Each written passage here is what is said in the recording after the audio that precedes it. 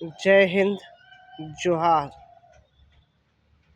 माननीय मुख्यमंत्री झारखंड सरकार के द्वारा 4 फरवरी को झारखंड वासियों से यह आह्वान किया गया है कि यदि आउटसोर्सिंग कंपनियां क्षेत्रवासियों को 75% रोजगार नहीं दे तो उन पर टूट पड़े या उन्हें यहाँ से बेदखल कर दे।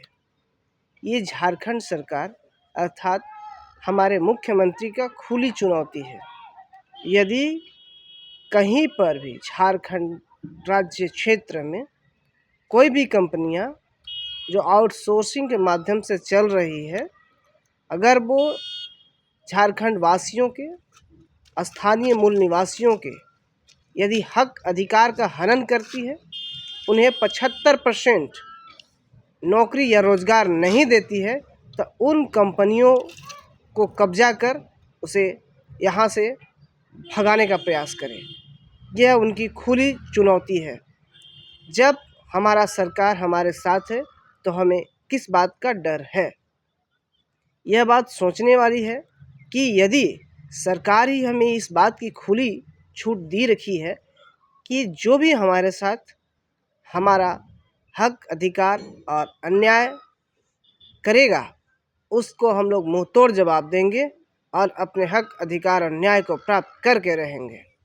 ऐसा जहाँ कहीं भी हो रहा है, चाहे वो खनन के क्षेत्र में हो या कंपनी के क्षेत्र में हो, वहाँ पर अपनी उपस्थिति दर्ज कराएं और संगठित होकर उसका सामना करें और उस कंपनी को घुटने टेकवाने पर मजबूर करें कि यदि आप हमें अपनी अधिकार देने में सक्षम हैं तो आप यहाँ पे अपना कंपनी चला सकते हैं, अन्यथा यदि आप हमें हमारा अधिकार नहीं दीजिएगा तो यहाँ से आपको उखाड़ फेंकने में हम कतई देरी नहीं करेंगे।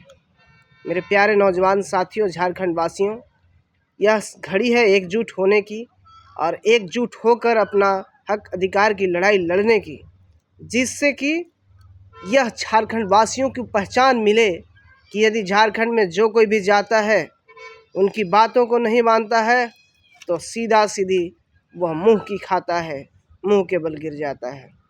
इसीलिए हमारा एक ही मांग रहेगा कि जो भी कंपनियां हैं जो हमारा शोषण करती है, दमन करती है, हमारे हक अधिकार को लूटती है, वैसे कंपनियों के खिलाफ एकजुट होकर मुखरता के साथ उसका विरोध कीजिए और अपने हक अधिकार को प्राप्त कीजिए।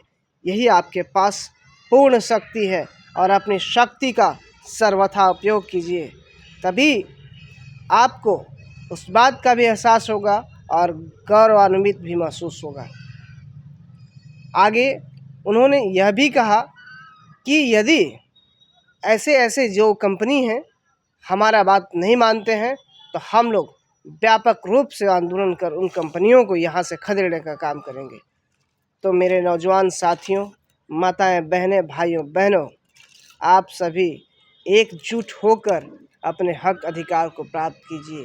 उसके लिए एकजुट होइए और एकजुट होकर प्रयास कीजिए। और जो कोई भी ऐसा कार्य करता है, संगठन में वो शक्ति होता है जो सर्वश्रेष्ठ होता है।